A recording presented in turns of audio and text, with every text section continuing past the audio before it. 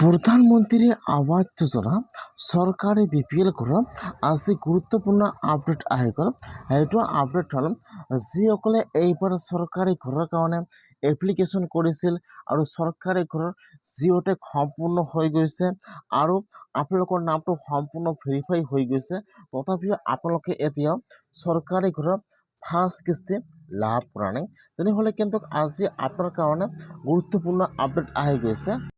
যিসকলৰ জিঅ'টেক সম্পূৰ্ণ হৈ গৈছে সকলোৰে একাউণ্টত কিন্তু চৰকাৰী ঘৰৰ পইচা সোমাই গ'ল আৰু যিসকলৰ এইবাৰ চৰকাৰী ঘৰৰ কাৰণে নতুনকৈ আবেদন কৰিছিল আৰু নতুনকৈ জিঅ'টেক সম্পূৰ্ণ হৈ গ'ল সকলোৰে একাউণ্টত কিন্তু আজি চৰকাৰী ঘৰৰ ফাৰ্ষ্ট কিস্তি সোমাই গ'ল।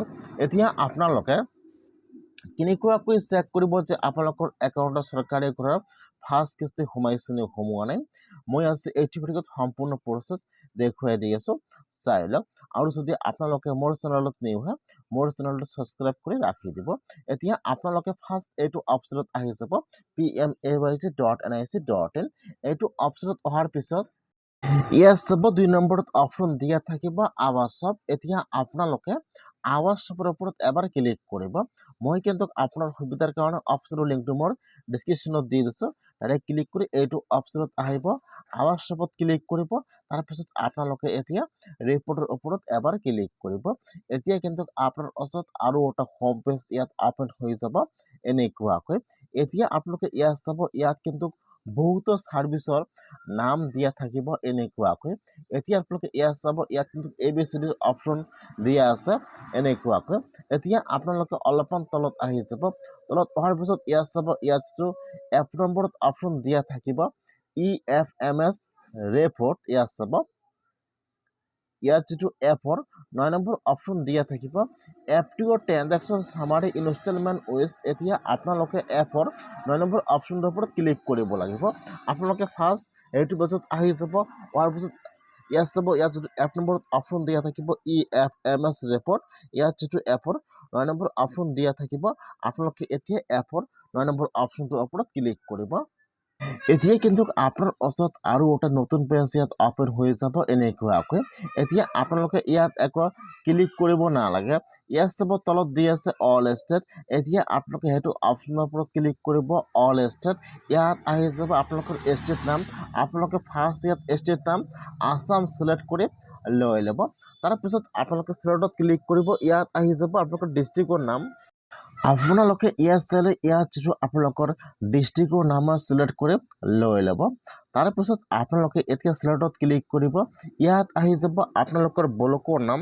এতিয়া আপোনালোকে ইয়াত চালে ইয়াত যিটো আপোনালোকৰ ব্লকৰ নাম চিলেক্ট কৰি লৈ ল'ব। তাৰপিছত ইয়াত আহি যাব কেপচা। এতিয়া আপোনাৰ তাত যিটো কেপচা আহিছে এতিয়া আপোনালোকে ইয়াত ফাৰ্ষ্ট কেপচাটো বহাই নিদিব। এতিয়া আপোনালোকে অলপমান তলত আহি যাব, ইয়াত চাব ইয়াত কিন্তু দুটা ফিল্টাৰ দিয়া থাকিব এনেকুৱাকৈ। ইয়াত চাব ইয়াত যিটো ফাৰ্ষ্ট চিলেক্টত ক্লিক কৰিব, ইয়াত 1 নম্বৰ ফিল্টাৰটো ওপেন হৈ যাব, ইয়াত কিছুমান অপশ্যন আহি যাব এনেকুৱাকৈ। এতিয়া আপোনালোকে অলপমান তলত আহি যাব, ইয়াত চাব দি আছে এপটো চেণ্ড টু বেংক ফৰ। আপোনালোকে ইয়াৰ পৰা এইটো অপশ্যন চিলেক্ট কৰি লৈ ল'ব এপটো send to bank for.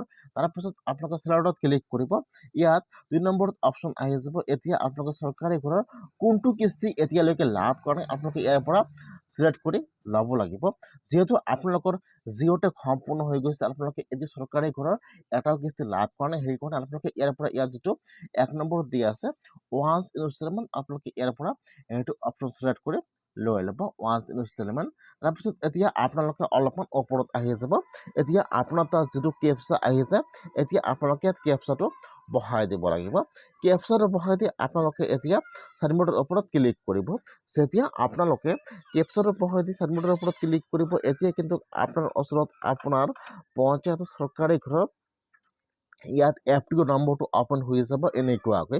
First আহি যাব আপোনাৰ ডিষ্ট্ৰিক্টৰ নাম, তাৰপিছত আহি যাব আপোনাৰ ব্লকৰ নাম, তাৰপিছত ইয়াত আপোনাৰ ঘৰৰ এপটোৰ নম্বৰটো আহি যাব এনেকুৱাকৈ।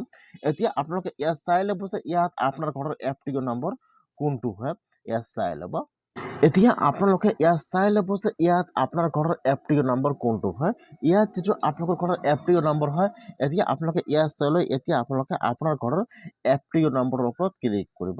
যেতিয়া আপোনালোকে এপটোৰ নম্বৰৰ ওপৰত ক্লিক কৰিব, তাৰপিছত ইয়াত আপোনালোকৰ ডিটেইলছ সম্পূৰ্ণ আপলোড হৈ যাব এনেকুৱাকৈ আপোনালোকৰ নাম আপোনাৰ ঘৰৰ ৰেচন ID নম্বৰ আপোনালোকৰ এড্ৰেছ আৰু আপোনালোকৰ একাউণ্টত চৰকাৰে কৰা ফাৰ্ষ্ট কিস্তি সোমাইছে নে সোমোৱা নাই বা কিমান তাৰিখে সোমাইছে নে সোমোৱা নাই ইয়াত আপোনালোকৰ বেংকৰ নাম ইয়াত আপোনাৰ ডিটেইলছ সম্পূৰ্ণ আহি যাব এনেকুৱাকৈ যদি আপোনালোকৰ ইয়াত নাম আহে আৰু আপোনালোকৰ একাউণ্টত চৰকাৰী ঘৰৰ পইচা কিমান তাৰিখে সোমাইছে ইয়াত ডেটটো আহি যাব যিসকলৰ জিঅ' টেগ সম্পূৰ্ণ হৈ গৈছে সকলোৰে একাউণ্টত কিন্তু চৰকাৰী ঘৰৰ ফাৰ্ষ্ট কিস্তিৰ পইচা সোমাই গৈছে যিসকলৰ এইবাৰ চৰকাৰী ঘৰৰ কাৰণে নতুনকৈ আবেদন কৰিছিল নতুনকৈ যিহেতু হৈছিল সকলোৰে একাউণ্টত আজি চৰকাৰী ঘৰৰ পইচা সোমাই গ'ল আপোনালোকে এনেকুৱাকৈ চৰকাৰী ঘৰৰ পইচাটো চেক কৰিব লাগিব যদি আপোনালোকৰ জিঅ' টেগ সম্পূৰ্ণ হৈ গৈছে আপোনালোকে এনেকুৱাকৈ চৰকাৰী ঘৰৰ পেমেণ্টটো চেক কৰক যে আপোনালোকৰ একাউণ্টত চৰকাৰী ঘৰৰ পইচা সোমাইছে নে সোমোৱা নাই যদি আপোনালোকৰ জিঅ' টেগ সম্পূৰ্ণ হৈ গৈছে আপোনালোকে এনেকুৱাকৈ চৰকাৰী ঘৰৰ ইনষ্টলমেণ্টটো চেক কৰক আপোনালোকে আপোনাৰ নিজৰ মোবাইলৰ পৰা যে আপোনালোকৰ একাউণ্টত চৰকাৰী ঘৰৰ পইচা সোমাইছে নে সোমোৱা নাই